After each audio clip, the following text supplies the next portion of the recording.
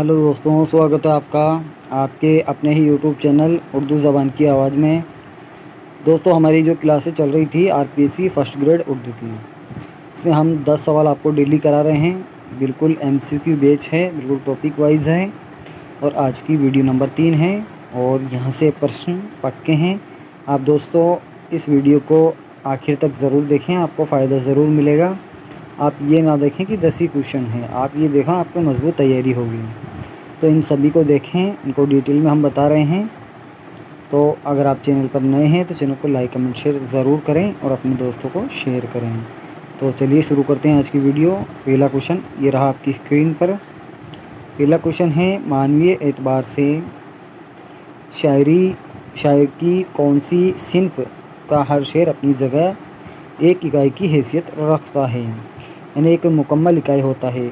मसनवी है, गज़ल है, कसीदा है या नज़म है। तो कौन सी सिन्फ होगी? सिन्फ प्रकार को बोला जाता है। तो वो कौन सी सिन्फ होगी? गज़ल। गज़ल का हर शेर एक मुकम्मल इकाई होती है। गज़ल का हर शेर एक मुकम्मल इकाई होता है, यानी कि एक शेर में जो बात कह दी वो दूसरे शेर में रिपीट नहीं होती। ये आपको ध्यान में रखना है। ये अपनी मुकम्मल इकाई होता है एक शेर, दूसरे शेर में एक अलग बात होगी। तो इसका जो हमारा राइट आंसर होगा गज़ल होगा। ये आपको ध्यान में रखना है। गज़ल के बारे में आप ध्यान में रखना, गज़ल की सबसे बड़ी खूबी ये है कि इसका हर शेर मानी के लिहाज से मुकम्मल होता है और जुदागाना हैसियत रखता है। मुकम्मल भी होता है और एक दूसरे शेर से अलग होता है, जुदागाना होता है। एक मुकम्मल गज़ल में कम अज़ कम 5 इशार हो सकते हैं, यानी गज़ल के अंदर कम से कम 5 इशार हो सकते हैं। ज़्यादा की कोई पाबंदी नहीं है, कम से कम 5 होने चाहिए, ज़्यादा की कोई हद मुकर्रर नहीं है। इसके बाद है, मीर और सौदा का दौर उर्दू शायरी का सुनहरा दौर कहलाता है। ये आपको ध्यान में रखना है। मीर को खुदाए सुखन, शहंशाह गज़ल और कुनूतियत का इमाम कहा जाता है। तो जो मीर तकी मीर हैं इनको खुदाए सुखन, शहंशाह गज़ल और कुनूतियत का इमाम कहा जाता है। मीर तकी मीर आगरा में पैदा हुए और लखनऊ में इनका इंतकाल हुआ, ये भी आपको ध्यान में रखना है। मोहम्मद हुसैन आज़ाद ने वली को गज़ल का बाबा आदम कहा है। अब जो मोहम्मद हुसैन आज़ाद हैं उन्होंने वली को गज़ल का बाबा आदम कहा है। इसके बाद है इमामुल मुतगज़्ज़लीन हज़रत मोहानी को कहा जाता है और शहंशाह ताग़ज़ल मोमिन को कहा जाता है।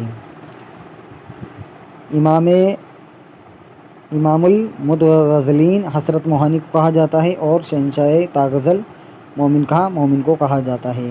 गालिब, ज़ौक़ और मोमिन का दौर जदीद उर्दू शायरी का सुनहरा दौर कहलाता है, यानी नए दौर मोमिन का, ज़ौक़ का और गालिब का नया दौर शायरी का सुनहरा दौर कहलाता है। 19वीं सदी की गज़ल का इनकलाबी दौर कहा जाता है। जो 19वीं सदी को गज़ल का इनकलाबी दौर कहा जाता है, ये आपको ध्यान में रखना है। गज़ल के इब्तदाई नक़ोश यानी नमूने हज़रत अमीर खुसरो के कलाम में मिलते हैं। इनको हिंद का तोती कहा जाता है, ये आपको ध्यान में रखना है। हिंद का तोती अमीर खुसरो को कहा जाता है। इसके बाद अगला क्वेश्चन है, नावल किस ज़बान का लफ्ज़ है?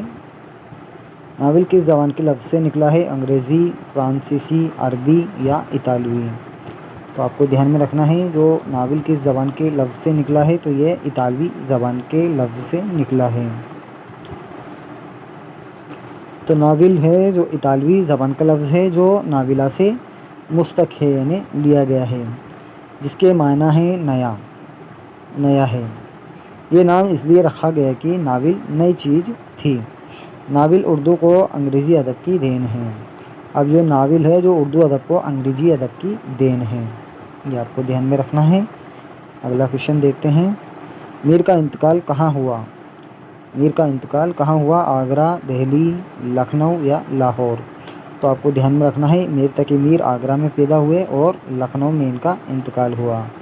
तो मीर का इंतकाल कहाँ हुआ? लखनऊ के अंदर। ये हमने पिछली क्लास में देखा था। ड्रामा इंद्र सभा का सने तसन्नीफ़ क्या है? यानी जो ड्रामा इंद्र सभा था, जो نظم کی صورت میں لکھا گیا ایک منظوم ڈرامہ تھا، جو کب لکھا گیا تھا؟ 1852 میں، 1850 میں، 1864 میں اور 1856 میں۔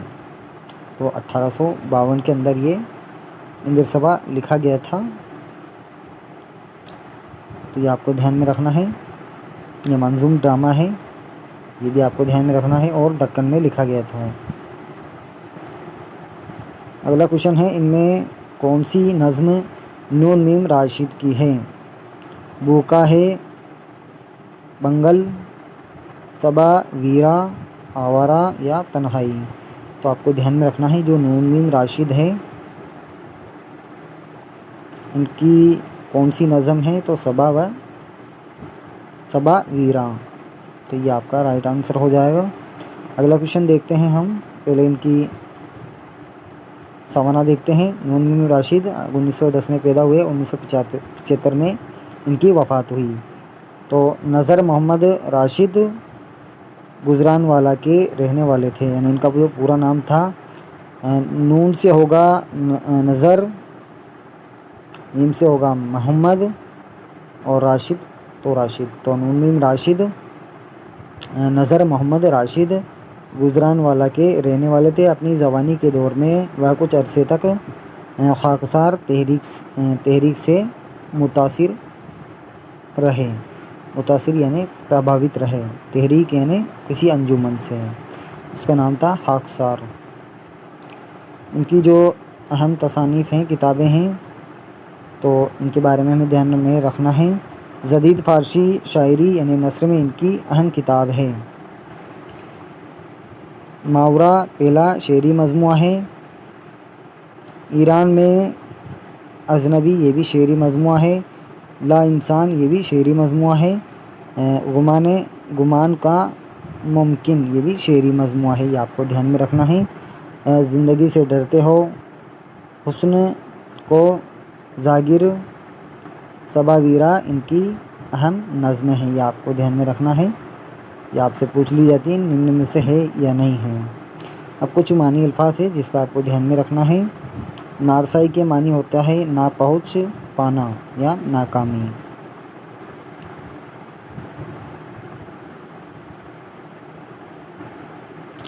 ہیج کے معنی ہیں بے معنی یا بے حقیقت۔ فصیل کے معنی ہیں دیوار یا چار دیواری۔ اگلا کوشچن دیکھتے ہیں، آمد کس صنعت کا جز ہے؟ اب جو آمد ہے کس صنعت کا جز ہے؟ مرثیہ، قصیدہ، نظم یا مثنوی؟ تو یہ مرثیہ کا جز ہے، یعنی حصہ ہے، تو آپ کو دھیان میں رکھنا ہے مرثیہ کے بارے میں بھی۔ تو مرثیہ کیا ہے؟ مرثیہ عربی زبان کا لفظ ہے جو رسا سے مشتق ہے، مشتق یعنی لیا گیا ہے، جس کے معنی رونے یا رلانے یا وصف میت کے ہیں، یعنی آو بقا کے ہیں، یعنی کسی کی میت پر رنج و غم کرنا۔ اور قصیدہ خوشی کے موقع پر لکھا جاتا ہے، اور مرثیہ کسی غم کے موقع پر لکھا جاتا ہے، یہ آپ کو دھیان میں رکھنا ہے۔ شاعری کی اصطلاح میں مرثیہ اس نظم کو کہا جاتا ہے جس میں کسی کی وفات پر اظہار غم کیا جائے اور اس کی اوصاف بیان کی جائے، یعنی اس کی تعریف بیان کی جائے۔ مرثیہ کی دو قسمیں ہیں، ایک کربلائی مرثیہ جو امام حسین رضی اللہ تعالیٰ عنہ کی شان میں لکھا جاتا ہے، ایک شخصی مرثیہ ہے جو کسی شخص کے مرنے پر لکھا جاتا ہے۔ تو کربلائی مرثیہ کسے کہتے ہیں؟ جس میں واقعات کربلا اور شہدائے کربلا کا ذکر ہو، یعنی یا تو امام حسین یا ان کے صحابیوں کا ذکر ہو، اسے کربلائی مرثیہ کہیں گے۔ اور شخصی مرثیہ کسی بھی شخص پر لکھا جا سکتا ہے جو کسی شخص کی وفات پر لکھا گیا ہو، جیسے غالب کی وفات پر حالی کا لکھا مرثیہ، اس کا نام کیا ہے؟ یادگار غالب۔ تو حالی کے جو استاد تھے مرزا غالب تھے، یہ بھی آپ کو دھیان میں رکھنا ہے۔ تو مرثیہ کے اجزاء ترکیبی آپ کو دھیان میں رکھنا ہے، چہرہ یا تمہید، سراپا، رخصت، آمد، رزز، رزم یا میدان جنگ، شہادت اور بین۔ تو آخری بین ہوگا یا ماتم۔ مرثیہ کے اجزاء ترکیبی ہے، یہ آپ کو دھیان میں رکھنا ہے۔ مرثیہ مسدس کی حیت میں لکھا گیا جو بہت مشہور ہوا۔ اس کو مسدس کی شکل سودا نے عطا کی۔ اب مسدس کی شکل سودا نے عطا کی۔ مرثی کے اجزائے ترکیبی میر ضمیر نے عطا کیے۔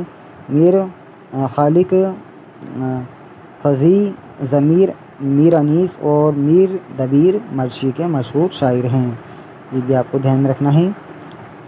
انیس میر خالق کے بیٹے تھے، جو انیس تھے میر خالق کے بیٹے تھے، اور دبیر میر ضمیر کے شاگرد تھے، یہ بھی امپورٹنٹ پوائنٹ ہے، ایگزام میں پوچھا جاتا ہے۔ انیس کو اردو مرثیہ نگاری کا بادشاہ کہا جاتا ہے۔ انیس کو اردو مرثیہ نگاری کا بادشاہ کہا جاتا ہے۔ موازنہ انیس دبیر شبلی کی تنقیدی تصانیف ہے۔ جو شبلی نعمانی ہیں ان کی تنقیدی جو کتاب ہے موازنہ انیس و دبیر۔ تنقید کے معنی ہوتے ہیں کسی کی اچھائی برائی کو بیان کرنا، تو انہوں نے موازنہ انیس اور دبیر کی اچھائی اور برائی کو بیان کیا تھا۔ انیس اور دبیر کا دور اردو مرثیہ کا سنہرا دور کہلاتا ہے۔ اب انیس اور دبیر کا دور ہے جو اردو مرثیہ کا سنہرا دور کہلاتا ہے۔ سبھی امپورٹنٹ پوائنٹ ہے، موسٹ ہے، آپ کو دھیان میں رکھنا ہے، ان کو آپ جلدی ضرور پڑھ کے جائیں۔ اگلا کوشچن ہے مقطع کسے کہتے ہیں؟ غزل کا پہلا شعر، غزل کا سب سے اچھا شعر، وہ شعر جس میں شاعر کا تخلص ہو، وہ شعر جو مطلع کے بعد آئے۔ تو مقطع کسے کہتے ہیں؟ وہ شعر جس میں غزل کا پہلا شعر مطلع کہلاتا ہے۔ غزل کے سب سے اچھا شعر یا وہ شعر جس میں شاعر کا تخلص ہو، تو وہ شعر جو مطلع کے بعد آئے۔ تو غزل کا جو آخری شعر ہوتا ہے مقطع کہلاتا ہے، جس میں شاعر اپنا تخلص استعمال کرتا ہے۔ تو آپ کا رائٹ آنسر 3 ہو جائے گا۔ اگلا کوشچن دیکھتے ہیں، قصیدہ کن لوگوں کی ایجاد ہے؟ یعنی آوشکار کو بولا جاتا ہے۔ کن لوگوں کے دوارا قصیدہ کی صنف وجود میں آئی؟ مصریوں کی، عربوں کی، ایرانیوں کی یا ہندوستانیوں کی؟